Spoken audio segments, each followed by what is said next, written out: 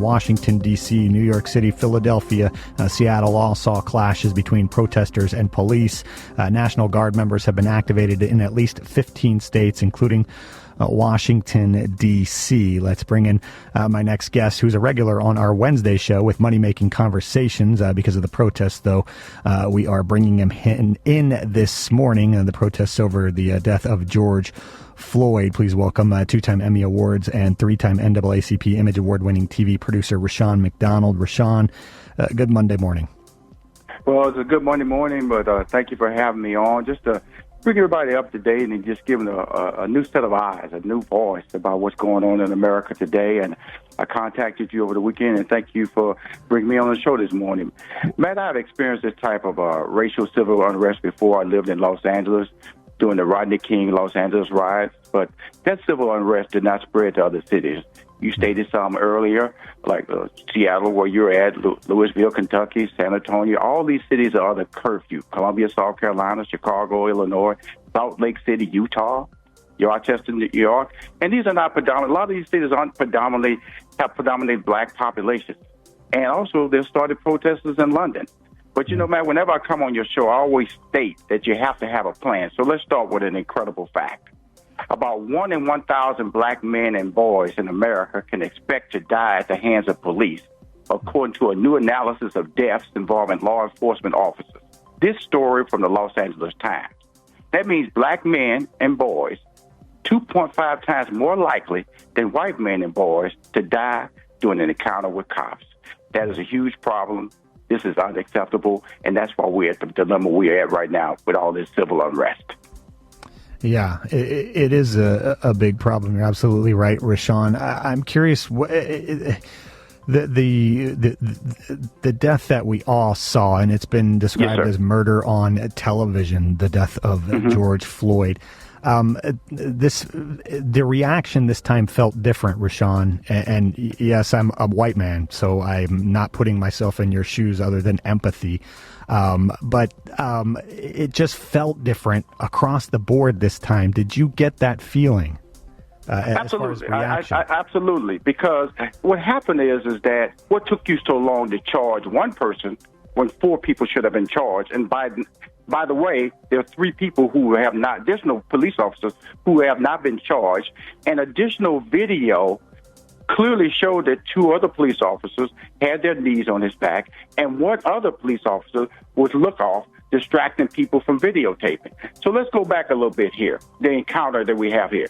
He was pulled out of a Mercedes-Benz car.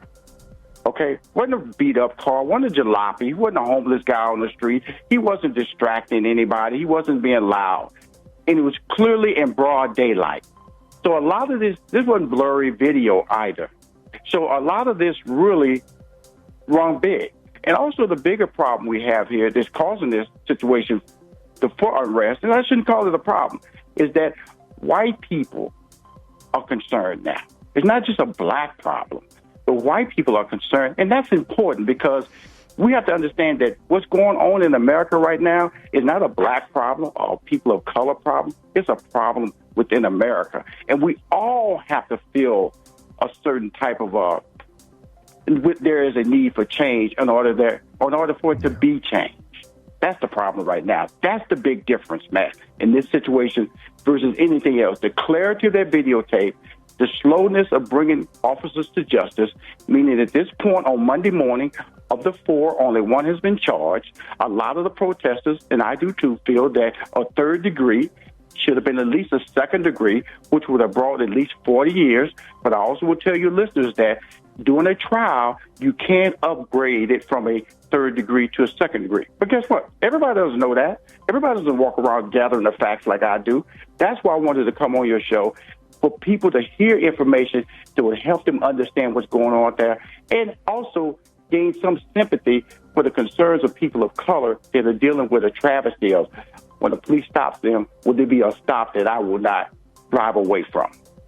What role can sports play in bringing about change, Rushion?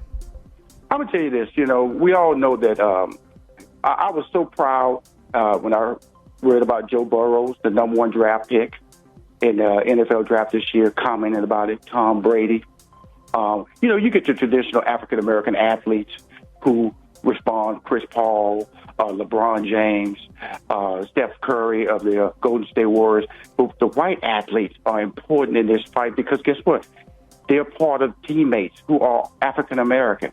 And so when I see Roger Goodell speak out of the most powerful sports engine in the United States, when he references that Breonna Taylor, who was sleeping in her bed in Louisville, Kentucky, and shot dead, and references him and ties him back to an NFL player who plays for the Detroit Lions, it allows us to understand that it's a concern that we all have. And Matt, allowing me to come on this show today gives me a voice to a market of listeners that probably wouldn't hear me, wouldn't hear my concern, wouldn't hear my passion, wouldn't hear my information. And I thank you, because we all have to get on board to realize we have to create change. Because right now, we're not hearing change from the White House. And that's very, very disturbing because of the fact that we did not have a plan when the pandemic broke out, and we still don't have a plan. And now we have racial civil unrest in this country, and there doesn't seem to be a plan forthcoming.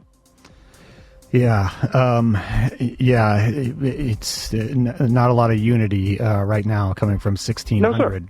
No, so what can we do, Rashawn, as we've talked about in our money-making conversations because of the pandemic and there's no direction. What can we as individuals do? I think that this is something that we have to look at from a political standpoint, too. We have to look at our elected officials. We have to hold them accountable, not because we're a red state or a blue state. We need to elect the people who want to deliver not only our lives, but our children's future lives, a better life. Because right now, politics is playing with our world. We also have to say, if you fire a police officer, I've seen this lately, like last night in Atlanta, when these two young HBCU students were pulled from their car, this officer were immediately fired. So that type of accountability has to happen now. And we have to hold everybody to a higher standard. And don't assume just because they have the title that standard is something that they understand the responsibilities that go along with it.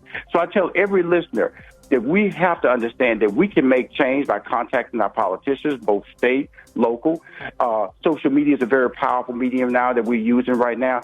But change has to come, and people like you, myself, we have to start creating groups of concern, groups that want to create change. And one of the number one changes that we have to do is create a national review board for all our police officers or unions and across the country to say, there's a problem, we have to fix it, we have to acknowledge it, which has not have been done yet. All we're talking about right now is just the protest. No one is acknowledging that there's a brutality issue out there, and that's a major problem. We have to start speaking the truth to get to the truth. All of our conversations with Rashawn, you can find on Rashawn's Money Making Conversations channel on YouTube. Obviously, Rashawn coming on early this week to discuss a very important issue. Yes, Rashawn, we appreciate your time. We will check back in with you on Wednesday. Thank you so much. I appreciate you giving me this time, and please be safe, my friend.